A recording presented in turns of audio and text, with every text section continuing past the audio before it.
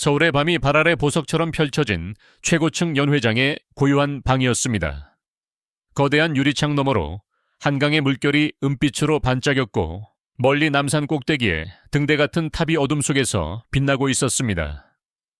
값비싼 음식들이 정갈하게 차려진 상 위로는 김이 모락모락 피어올랐지만 아무도 수저를 들지 않았습니다. 이 자리의 무거운 공기는 마치 맛있는 음식의 향기마저 짓누르는 듯했습니다. 그 중심에 72해의 세월을 얼굴에 새긴 박순자 할머니가 앉아 있었습니다. 곱게 지은 비단 옷은 그녀의 기품을 더했지만 상위에 가만히 놓인 그녀의 손은 평생 흙과 씨름하고 굳은 살이 박인 노동의 증표였습니다. 그 거친 손과 고상한 옷차림의 부조화는 그녀가 걸어온 인생의 깊이를 말없이 보여주고 있었습니다. 할머니의 맞은편에는 자신감 넘치는 얼굴에 45살 맏아들 진우가 앉아 있었습니다. 그는 젊은 나이에 성공한 정보기술회사의 대표였고 그의 번쩍이는 손목시계는 방 안의 은은한 조명을 받아 더욱 빛났습니다. 그는 애써 부드러운 미소를 지으며 입을 열었습니다.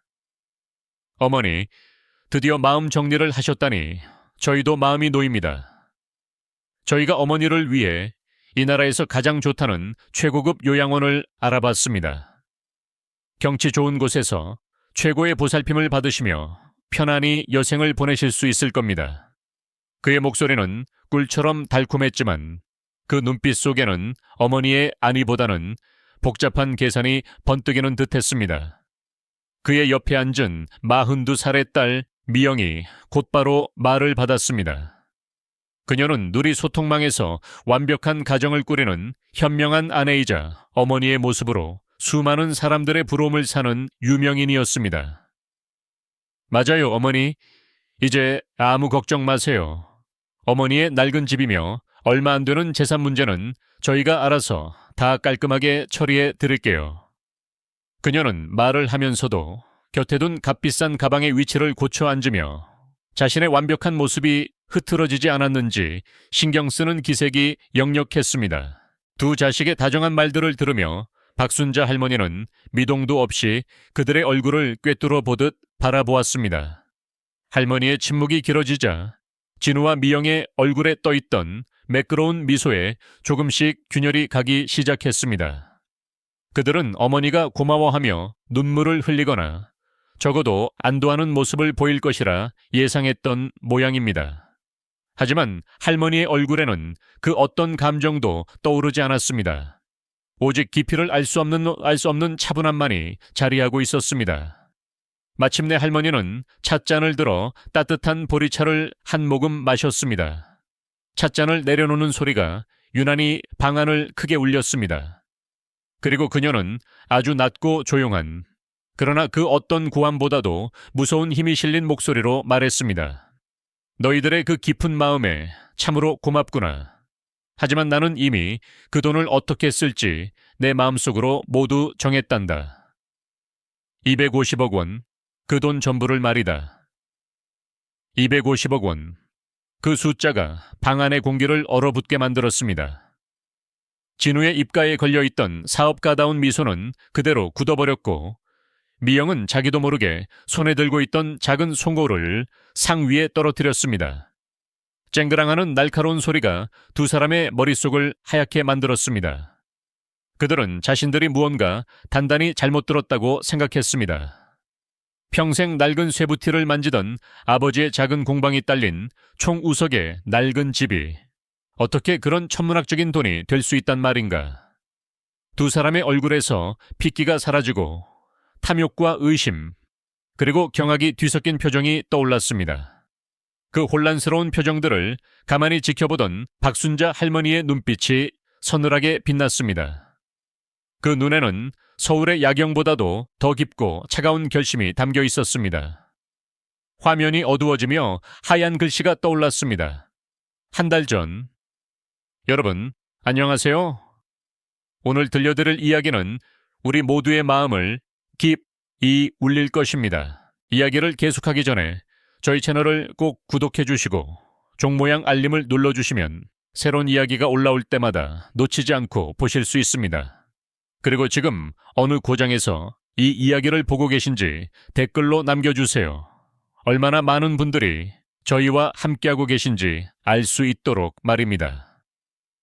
자, 그럼 이제 한 달 전 그날의 이야기로 돌아가 보겠습니다.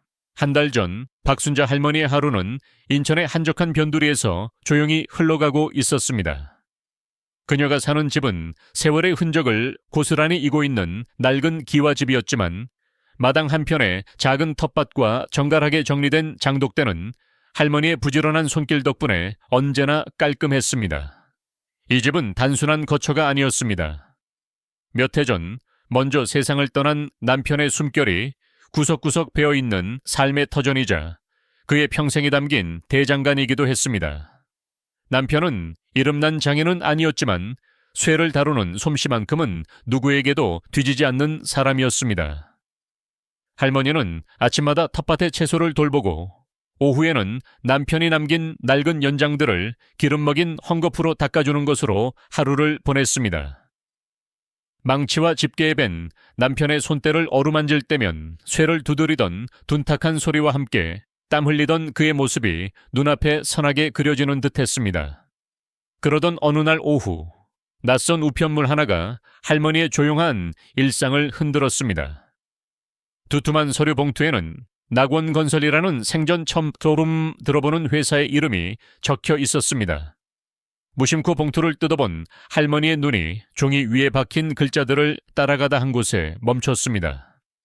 첨단 미래 도시건설 사업 부지 편입에 따른 보상금 산정 내역, 그리고 그 아래 할머니가 평생 만져본 적도 상상해본 적도 없는 숫자가 적혀 있었습니다. 290억 원. 동그라미가 너무 많아 현실감이 느껴지지 않는 그 숫자를 보는 순간 할머니의 손이 가늘게 떨리기 시작했습니다. 하지만 그 떨림은 기쁨 때문이 아니었습니다. 오히려 등줄기를 타고 서늘한 두려움이 번져나갔습니다. 문득 쇠를 두드리며 땀을 닦던 남편이 입버릇처럼 하던 말이 귓가에 쟁쟁하게 울렸기 때문입니다. 여보, 쇠는 뜨거운 불과 수천 번의 망치질을 견뎌야 비로소 강해지지만 사람은 돈이라는 불 앞에서 그 진짜 속내가 드러나는 법이야. 그 돈이 사람을 시험하는 게지. 할머니는 서류를 내려놓고 벽에 걸린 낡은 사진 액자를 바라보았습니다. 그 속에는 환하게 웃고 있는 3명의 자식들이 있었습니다. 똑똑하고 야무져서 큰 회사의 높은 자리에 오른 맏아들 진우, 고운 얼굴로 사람들의 부러움을 한 몸에 받으며 살아가는 딸 미영, 그리고 조금은 어수룩하지만 마음만은 비단결 같았던 막내 민준. 할머니의 마음속에 남편의 목소리가 다시 한번 울렸습니다. 250억 원이라는 거대한 돈은 어쩌면 내 자식들을 시험하기 위해 하늘이 보낸 불과 망치일지도 모른다. 기쁨보다 두려움이 앞선 그 순간 할머니의 마음속에 한 가지 결심이 굳건하게 자리 잡았습니다. 이 돈을 나누어 주기 전에 반드시 확인해야 할 것이 있었습니다. 내 자식들의 진짜 속마음을 말입니다. 할머니는 자리에서 일어나 먼지가 쌓인 낡은 옷장으로 향했습니다. 그리고 그 안에서 가장 낡고해진 오래전 명절에나 한두 번 입었던 빛바랜 옷을 꺼내 들었습니다. 이제 곧 시작될 시험을 위한 그녀의 갑옷이었습니다. 첫 번째 시험의 대상은 당연히 집안의 기둥이자 자랑인 맏아들 진우였습니다. 할머니는 일부러 머리도 빗지 않고 얼굴에는 검댕까지 살짝 묻힌 채 집을 나섰습니다. 서울 중심계 우뚝 솟은 아들 회사의 건물은 마치 구름이라도 뚫을 듯 위풍당당했습니다. 번쩍이는 유리문 앞에서 잠시 망설이던 할머니는 마음을 다잡고 안으로 들어섰습니다.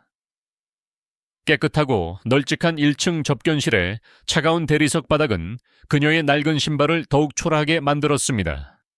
젊고 세련된 옷차림의 직원들은 할머니를 위아래로 훑어보며 노골적인 경계심을 드러냈습니다. 마치 이곳에 있어서는 안 될 무언가를 보는 듯한 시선이었습니다. 한참을 기다린 후에야 아들의 비서라는 젊은 여인이 내려와 곤란한 표정으로 할머니를 구석진 복도로 이끌었습니다. 그녀는 할머니에게 따뜻한 차 한 잔 권하는 대신 지금 대표님은 아주 중요한 회의 중이시니 오래 기다리셔야 호자 할지도 모른다는 퉁명스러운 말만 남기고 사라졌습니다. 얼마나 지났을까? 유리벽으로 된 회의실 안에서 열띤 토론을 벌이던 진우가 문득 고개를 돌리다 복도 구석에 웅크리고 앉아있는 어머니를 발견했습니다. 그의 얼굴에 스쳐 지나가는 것은 반가움이 아니라 당혹감과 짜증이었습니다. 그는 서둘러 회의를 마무리 짓고 성큼성큼 걸어 나왔습니다. 그의 걸음걸이에는 어머니를 향한 걱정보다는 자신의 완벽한 세계에 나타난 흠집을 빨리 지워버리고 싶어하는 조급함이 묻어났습니다. 어머니, 여기까지 어쩐 일이세요? 연락이라도 주시지. 그의 목소리는 낮았지만 그 안에는 날카로운 가시가 숨어 있었습니다. 할머니는 금방이라도 울음이 터질 듯한 얼굴로 미리 준비해둔 거짓말을 시작했습니다. 밤사이에 집에 불이 나서 몽땅 타버렸단다. 평생 모은 쌈짓돈까지 한 줌 재가 되어버렸어. 갈 곳도 기댈 곳도 없는 이 늙은 어미가 너 말고 누구를 찾아오겠니? 할머니는 아들의 반응을 살피며 눈물을 글썽였습니다. 진우는 어머니의 이야기에 귀를 기울이는 척했지만 그의 눈은 끊임없이 주위를 두리번거렸습니다. 혹시라도 중요한 거래처 사람이나 직원들이 이 초라한 몰골의 어머니와 자신을 함께 볼까봐 전전긍긍하는 모습이었습니다. 그는 어머니의 손을 잡아주거나 등을 토닥여주는 대신 한 걸음 뒤로 물러서며 거리를 두었습니다. 어머니, 지금 제가 얼마나 바쁜지 아시잖아요. 곧 외국에서 중요한 손님들이 오기로 되어 있단 말입니다. 이런 중요한 시기에 제 발목을 잡으시면 어떡합니까? 그의 말은 비수처럼 할머니의 가슴에 박혔습니다. 그는 잠시 망설이더니 지갑에서 두툼한 돈 뭉치를 꺼내려다 말고 주머니를 뒤져 꼬깃꼬깃한 5만 원짜리 몇 장을 꺼내 어머니의 손에 쥐어주었습니다. 이걸로 우선 급한 불부터 끄세요. 찜질방 같은 데서 며칠 묵으시면서 제가 연락할 때까지 기다리세요. 제가 사람 시켜서 어디 지낼 만한 작은 방이라도 하나 알아봐 드릴 테니 제발 회사로는 다시 찾아오지 마세요. 제 입장도 좀 생각해 주셔야죠. 그 차가운 말과 함께 손에 들린 몇 푼의 돈은 아들이 어머니에게 매긴 가치였습니다. 할머니는 아무 말 없이 돈을 받아 쥐었습니다. 손바닥에 닿는 종이의 감촉이 마치 날카로운 유리 조각처럼 아프게 느껴졌습니다. 맏아들의 냉정한 태도에 가슴이 얼어붙은 채 건물 밖으로 나온 할머니의 발걸음은 청은망은 무거웠소곤 무거웠습니다. 서울의 이 하늘은 잿빛이었고 차가운 바람이 낡은 옷깃 사이로 스며들어 뼛속까지 시렸습니다. 하지만 할머니는 아직 포기할 수 없었습니다. 금지옥엽 키운 딸 미영이 남아있었기 때문입니다. 할머니는 떨리는 손으로 딸에게 전화를 걸었습니다. 신호음이 한참 동안 이어졌지만 딸은 전화를 받지 않았습니다. 할머니가 다시 전화를 걸었을 때 미영은 마침 자신의 화려한 집안에서 실시간 방송을 진행하고 있었습니다. 화면 속에서 그녀는 값비싼 찻잔을 우아하게 들고 가족 간의 따뜻한 대화가 얼마나 중요한지에 대해 다정한 목소리로 이야기하고 있었습니다. 그녀의 뒤로는 잡지 화보처럼 꾸며진 거실이 보였고 모든 물건은 제자리에 완벽하게 놓여 있었습니다. 화면 한쪽에 계속해서 뜨는 어머니의 전화 알림을 본 미영의 미간이 순간 미세하게 찌푸려졌지만 그녀는 곧 아무 일 없다는 듯 미소를 지으며 시청자들에게 양해를 구하고 방송을 잠시 중단했습니다. 잠시 후 걸려온 딸의 전화 너머로 짜증이 가득 섞인 목소리가 들려왔습니다. 엄마, 나 지금 방송하는 거 몰라? 얼마나 중요한 순간인데 자꾸 전화를 해. 무슨 급한 일이야? 할머니는 억장이 무너지는 심정으로 맏아들에게 했던 것과 똑같은 가슴 아픈 이야기를 딸에게도 들려주었습니다. 집이 불타버렸고 이제 정말 오갈 데 없는 신세가 되었다고 말입니다. 딸의 반응은 아들보다 더 차가웠습니다. 전화기 저편에서 들려온 것은 걱정의 목소리가 아니라 날카로운 비명이었습니다. 뭐라고? 집에 불이 났다고? 그래서 지금 우리 집에 와서 살겠다고? 엄마, 제정신이야. 미영의 목소리는 히스테릭하게 변해 있었습니다. 엄마는 내 일이 어떤 건지 몰라서 그래? 내 집은 그냥 사는 공간이 아니야. 내 일터고, 내 얼굴이라고. 모든 가구와 장식품 하나하나가 다 계획된 배경이란 말이야. 그런데 엄마가 그 초라한 모습으로 불쑥 나타나면 내 이미지는 뭐가 되겠어? 내 방송을 보는 수많은 사람들이 나를 뭐라고 생각하겠냐고. 딸의 입에서 쏟아져 나오는 말들은 어머니의 존재 자체를 부정하는 듯 했습니다. 그녀에게 어머니는 보살펴야 할 가족이 아니라 자신의 완벽한 삶이라는 그림에 튄보기 싫은 오점이었습니다. 할머니가 아무 말도 못하고 있자 미영은 한숨을 푹 쉬며 목소리를 조금 낮추었습니다. 알았어, 엄마. 너무 걱정은 마. 내가 아는 사람 통해서 괜찮은 요양원 알아봐 줄게. 거기 가면 친구들도 많고 심심하지도 않고 엄마한테는 그게 훨씬 더 나을 거야. 알았지? 내가 지금 바쁘니까 나중에 다시 전화할게. 그리고는 할머니의 대답을 들을 새도 없이 일방적으로 전화를 끊어버렸습니다. 뚜. 차갑게 끊어진 신호음은 마치 딸이 어머니와의 인연을 끊어버리는 소리처럼 들렸습니다. 할머니는 힘없이 전화기를 떨어뜨렸습니다. 그 순간 할머니의 휴대전화 화면 위로 딸이 방금 올린 새로운 게시물이 떠올랐습니다. 환하게 웃는 딸의 사진 아래에는 이런 글이 적혀 있었습니다. 세상에서 가장 소중한 보물, 바로 가족입니다. 여러분도 오늘 사랑하는 부모님께 따뜻한 안부 전화 한 통 드리는 건 어떨까요? 할머니는 그 위선적인 글귀를 보며 쓴웃음을 지었습니다. 두 번째 시험의 결과는 첫 번째보다 더욱 참혹했습니다.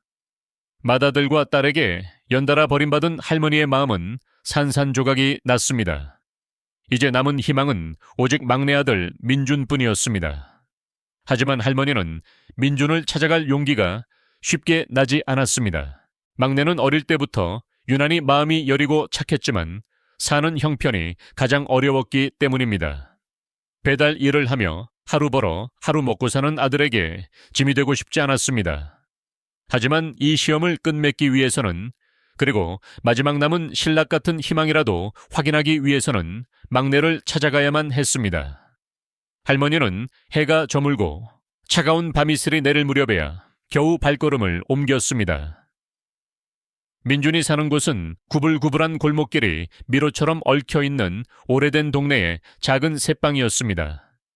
금방이라도 쓰러질 듯한 낡은 대문 앞에서 할머니는 한참을 서성였습니다. 늦은 밤 구준비까지 추적추적 내리기 시작했습니다. 할머니의 낡은 옷은 축축하게 젖어들었고 온몸에 한기가 스음이었습니다. 마침내 용기를 내어 문을 두드리자 곧 문이 열리고 고된 하루 일에 지친 얼굴에 민준이 나타났습니다. 그는 문 앞에 비를 맞으며 초라한 모습으로 서 있는 어머니를 보고는 눈이 동그래졌습니다. 어머니, 이 밤중에 여기까지 어쩐 일이세요? 밖에서 뭐 하세요? 어서 들어오세요. 그의 목소리에는 놀라움과 함께 진심 어린 걱정이 가득 담겨 있었습니다. 그는 재빨리 어머니를 집 안으로 이끌었습니다. 방 안은 어른 두 사람이 누우면 꽉 찰 정도로 비좁았지만 바닥은 따뜻했고 방 안에는 구수한 된장찌개 냄새가 배어 있었습니다. 만삭의 몸으로 힘겹게 앉아있던 며느리는 시어머니를 보자마자 황급히 일어나 두꺼운 이불을 가져와 할머니의 젖은 어깨를 감싸주었습니다. 어머니, 어서 이리 앉으세요. 몸이 꽁꽁 얼으셨네요. 따뜻한 방 안에 앉아 며느리가 내어준 뜨거운 숭늉을 마시자 꽁꽁 얼었던 할머니의 몸과 마음이 조금씩 녹아내리는 듯했습니다. 할머니는 차마 입이 떨어지지 않았지만 떨리는 목소리로 마지막 거짓말을 시작했습니다. 불이 나서 모든 것을 잃었다는 이야기를 꺼내자 민준과 며느리는 하던 일을 모두 멈추고 할머니의 말을 귀담아 들었습니다. 그들의 눈에는 동정과 연민이 가득했습니다. 할머니의 이야기가 끝나자 민준은 한치의 망설임도 없이 말했습니다. 어머니, 무슨 그런 걱정을 하세요. 당연히 저희랑 같이 지내셔야죠. 방이 좁아서 불편하시겠지만 저희가 바닥에서 자면 돼요. 어머니는 따뜻한 아랫목에서 편히 주무세요. 그의 말에 며느리도 고개를 끄덕이며 거들었습니다. 맞아요, 어머니. 여기가 이제 어머니 집이에요. 저희가 있잖아요. 저희는 한 가족이잖아요. 그 순간 할머니는 더 이상 참을 수가 없었습니다. 두 자식에게서 받은 상처와 소름, 그리고 막내 내외의 따뜻한 마음에 대한 고마움이 뒤섞여 뜨거운 눈물이 뺨을 타고 흘러내렸습니다. 그것은 슬픔의 눈물이 아니었습니다. 진정한 가족의 사랑을 확인한 안도의 눈물이었습니다. 할머니는 깨달았습니다. 진정한 부와 가난은 돈이 많고 적음에 있는 것이 아니라 마음의 넉넉함에 있다는 것을 말입니다. 아무것도 가진 것이 없는 막내 아들이야말로 세상에서 가장 큰 부자였습니다. 할머니는 흐르는 눈물을 닦으며 마음속으로 굳게 다짐했습니다. 이제 모든 것이 분명해졌다. 이 착한 아이들에게는 더 나은 삶을, 그리고 자신들의 어미를 헌신짝처럼 버린 그 두 자식에게는 그들이 저지른 행동의 대가를 톡톡히 치르게 해주리라. 할머니의 눈빛이 젖은 슬픔 속에서 차갑고 단단하게 빛나기 시작했습니다. 잔인한 연극은 이제 끝났고 이제부터는 진짜 복수가 시작될 차례였습니다. 그날 밤 할머니는 막내 아들의 간곡한 만류에도 불구하고 끝내 그 집에 머무르지 않았습니다. 오랜 친구 집에 잠시 신세를 지기로 했다는 거짓말을 남기고 어둠 속으로 발걸음을 옮겼습니다. 하지만 할머니가 향한 곳은 친구 집이 아니었습니다. 그녀는 곧장 서울에서 가장 번화한 거리로 가서 가장 비싼 숙소에 방을 잡았습니다. 그리고 다음 날 아침 할머니의 조용한 복수가 시작되었습니다. 그녀는 가장 먼저 유능한 변호사를 찾아가 자신의 모든 재산을 법적으로 안전하게 관리할 방법을 의논했습니다. 그리고는 머리부터 발끝까지 자신을 바꾸기 시작했습니다. 평생 입어본 적 없는 고급스러운 옷을 사고 단정하게 머리를 손질하고 얼굴에는 옅은 화장까지 했습니다. 거울 앞에 선 할머니의 모습은 더 이상 초라한 시골 늙은이가 아니었습니다. 품위와 위엄이 넘치는 귀부인의 모습이었습니다.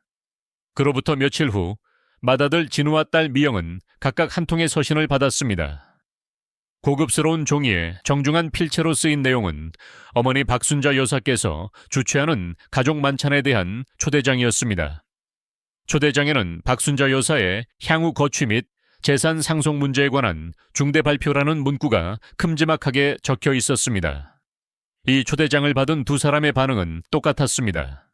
그들은 어머니가 드디어 현실을 깨닫고 자신들에게 손을 벌리러 온다고 확신했습니다. 아마도 낡은 집을 팔아 생긴 얼마 안 되는 돈을 어떻게 나눌지, 그리고 앞으로 자신들의 신세를 어떻게 질 것인지를 의논하려는 속셈이라고 지레짐작했습니다. 두 사람은 서로에게 전화를 걸어 의기투합했습니다. 이번 기회에 어머니를 확실하게 요양원으로 보내고 법적으로 자신들이 어머니의 재산을 관리할 수 있도록 쐐기를 박자고 말입니다. 약속된 날 저녁, 진우와 미영은 승리감에 도취된 채 서울에서 가장 화려한 식당으로 향했습니다. 그들은 자신들이 이 연극의 주인공이며 이제 곧 마지막 막을 내릴 것이라고 굳게 믿고 있었습니다. 하지만 식당의 가장 좋은 자리에 먼저 도착해 자신들을 기다리고 있는 어머니의 모습을 본 순간 두 사람은 자신들의 생각이 완전히 틀렸다는 것을 깨달았습니다. 그들의 눈앞에 앉아있는 사람은 더 이상 자신들이 알던 초라하고 힘없는 어머니가 아니었습니다. 우아한 옷차림과 당당한 태도, 그리고 모든 것을 꿰뚫어 보는 듯한 깊은 눈빛은 두 사람을 압도하기에 충분했습니다. 진우와 미영은 마치 처음 보는 사람을 대하듯 어색하게 자리에 앉았습니다. 어머니, 이게 다 어떻게 된 일이세요? 진우가 당황하며 묻자 할머니는 옅은 미소를 지으며 대답했습니다. 뭘 그리 놀라느냐? 그저 내 자식들과 오붓하게 저녁이나 한 끼 먹고 싶었을 뿐이다. 할머니의 평온한 목소리와는 달리 식당 안의 공기는 팽팽한 긴장감으로 가득 찼습니다. 이제 곧 시작될 폭풍전야의 고요함이었습니다. 값비싼 음식들이 차례로 상위에 올랐지만 세 사람 중 누구도 음식에 손을 대지 않았습니다. 팽팽한 긴장감 속에서 먼저 침묵을 깬 것은 할머니였습니다. 그녀는 냅킨으로 입가를 닦으며 마치 날씨 이야기라도 하듯 아무렇지 않은 목소리로 입을 열었습니다. 내가 얼마 전에 아주 무서운 꿈을 꾸었단다. 꿈속에서 내가 불길에 휩싸인 잿더미 위에서 울고 있었지. 그래서 내 아들을 찾아갔더니 그는 자신의 앞길을 막는 귀찮은 짐이라라 우연 귀찮은 짐이라며 내게 돈 몇 푼을 쥐어주고는 냉정하게 등을 돌리더구나. 할머니의 말에 진우의 얼굴이 하얗게 질렸습니다.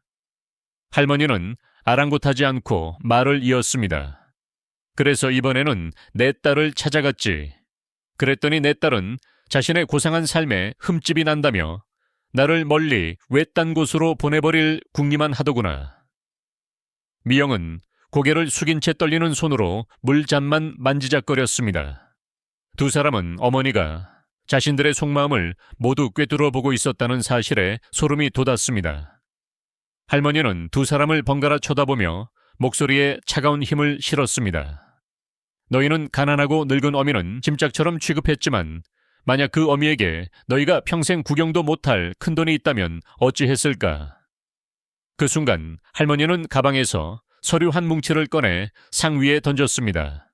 그 서류는 바로 250억 원의 보상금 계약서였습니다. 서류에 적힌 믿을 수 없는 숫자를 확인한 진우와 미영의 얼굴은 경악과 탐욕, 그리고 후회로 일그러졌습니다. 그들의 머릿속은 복잡한 계산으로 빠르게 돌아가기 시작했습니다. 어머니, 저희가 정말 잘못했어요. 저희가 잠시 제정신이 아니었어요. 진우가 다급하게 변명을 늘어놓기 시작했고 미영은 눈물을 흘리며 어머니의 손을 잡으려 했습니다.